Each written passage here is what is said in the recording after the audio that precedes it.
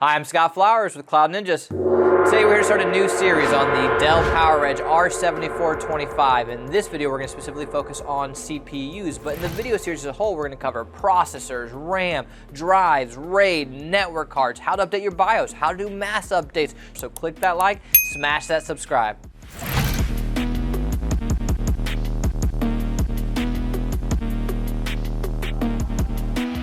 Well, hey, thanks for stopping by today to learn a little bit more about the Dell PowerEdge R7425. As I mentioned, this video will specifically be dedicated to CPUs. So let's go ahead and hop in. There are two CPUs inside. It's an SP3 socket. So what does that mean? It takes AMD EPYC Naples, which is a Zen 1 or the 7001 series. Now, people ask all the time, hey, can I throw in a ROM, which is the 7002?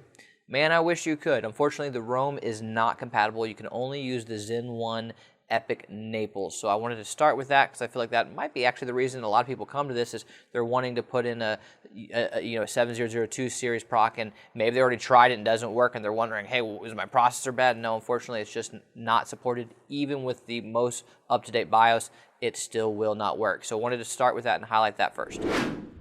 So as I mentioned, two CPUs inside. You can get up to 64 cores because the highest Naples proc is 32 cores per, so drop two of those bad boys in, you get up to 64 cores. So essentially this is a older machine or an older proc, but for the cost, it's a hell of a value because you can still drop in 64 cores for really, really cheap, and a lot of the older boxes that support Intel cannot get above 56 cores, and so this does kind of have that advantage of being on the high end of older machines, and it has NVMe capability, so it is a pretty cool machine overall, but again, 64 cores will be the max. People ask all the time, hey, what CPUs do you recommend? Well, it depends on what you're doing. So we break it down into three categories. We have our low end, our value, and our high end. And really the name says it all, right? So the low end is going to be your more budget friendly, going to be on the cheaper side that doesn't break the bank. Not the best performance, but still good performance overall. Then we have our value, which is really kind of a sweet spot where you get good performance. It still doesn't break the bank, but it's going to cost more than the low end. And then we have our high end, which is going to be the top of the line Naples, and honestly nowadays even the top line Naples still aren't going to break the bank, and they're going to be still very, very budget friendly as a whole. But we threw up three for each category that we like, so you can see our graph here right now, and pick and choose what you like. And if you're looking for any systems as a whole, if you're looking for any Naples, if you're looking for brand new Genoa, if you're looking for future Turins, do us a favor, please email us at sales@cloudninjas.com. That's sales@cloudninjas.com. All right, now that we know a little bit more about the types of procs that are compatible, some of the ones that we recommend, let's go ahead and show you how to install it. But before we do, I'm going to grab my ESD gear. Be right back. All right, have my ESD gear on. We are safe to work in our machines. First thing I always like to do is lay out all the parts that we're going to need. So the CPUs that we're going to install, we have our T20-bit. That's important to note. T20-bit is not going to be a regular Phillips head screwdriver. We got some thermal paste that we're going to need to put onto our CPUs, and we got a clean rag here that we're going to use to clean off the bottom of our heat sink so that when we remove the old CPU, if you want to resell it or whatever, you might want to clean it as well, but especially we need it to clean the bottom of the heat sink. So let's go ahead and hop in. So we're just going to pop our latch, lift our top, just like anything you've been in before.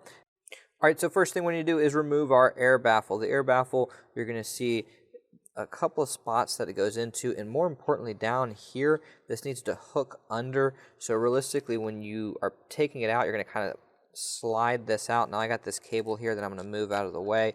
You're essentially going to kind of slide this out and then just lift it up, and that's how you'll do it. When you come back in, you're going to just basically do the opposite.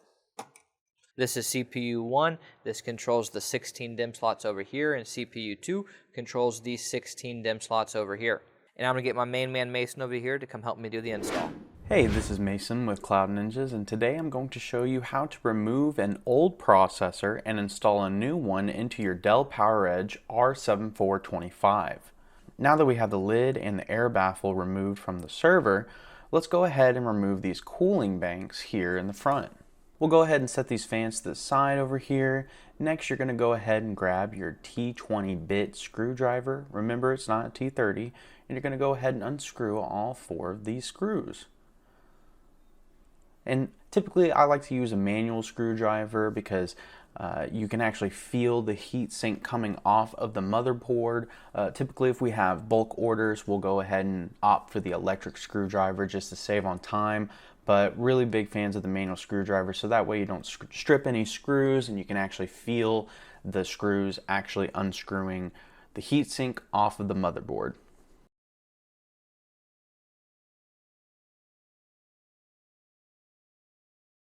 Alright, now that we have it unscrewed, we can just go ahead and lift it up, and there you go. That's how you're going to go ahead and remove the heatsink from the processor. As you can see, we still have the CPU on the motherboard, so we're going to go ahead and unscrew these 3 screws here, and they are T20 as well, so you'll be using the same screwdriver you use to unscrew the heatsink. Just be really gentle whenever you're unscrewing.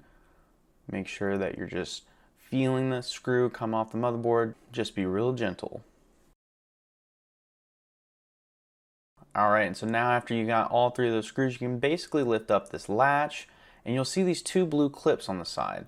Go ahead and push those in, and the CPU will easily slide out from the top.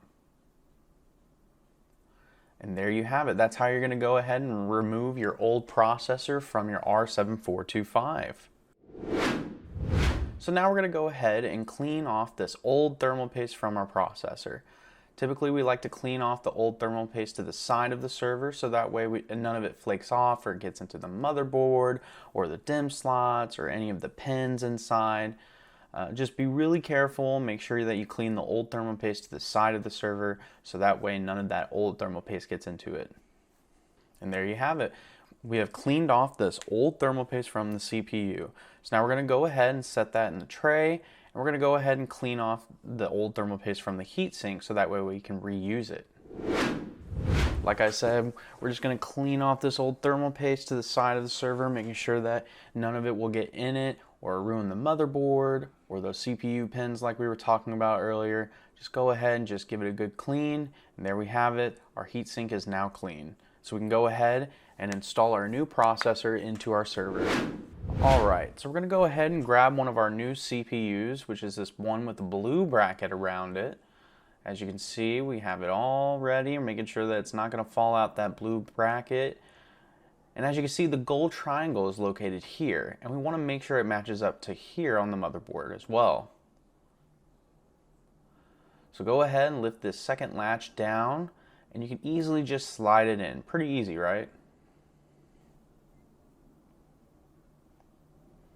Alright, just making sure that it's fully in there, being as careful as possible. We don't want to damage any pins on the CPU.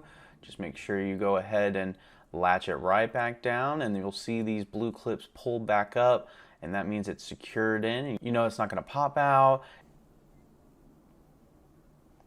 So we can go ahead and put this first latch down and begin screwing it in, so that way we can safely keep the processor in the socket. So go ahead and screw down this first screw up here, then back here, and then back here.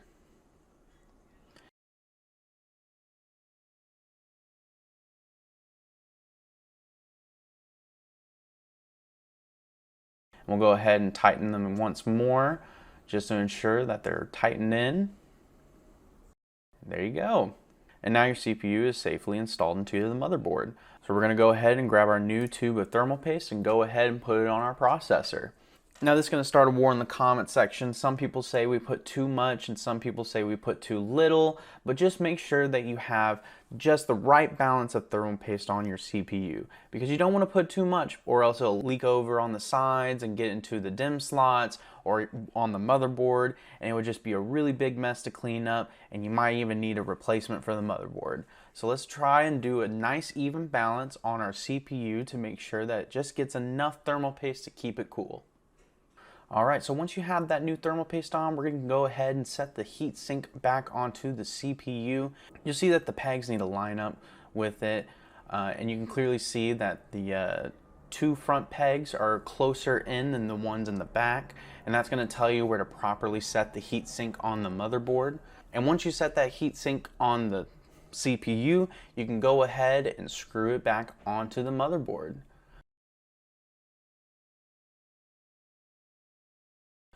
And there you go, we've done it. We've successfully installed a new CPU into our Dell PowerEdge R7425. Hey, do us a favor, hit that like button and smash the subscribe. And if you're looking for any custom built Dell, HPE, Supermicro, AMD, Gigabyte, IBM, Cisco, we do it all. We both have new and refurbished. So please give us a call or email us at sales@cloudninjas.com. That's sales@cloudninjas.com. Anyways, guys, thanks for stopping by.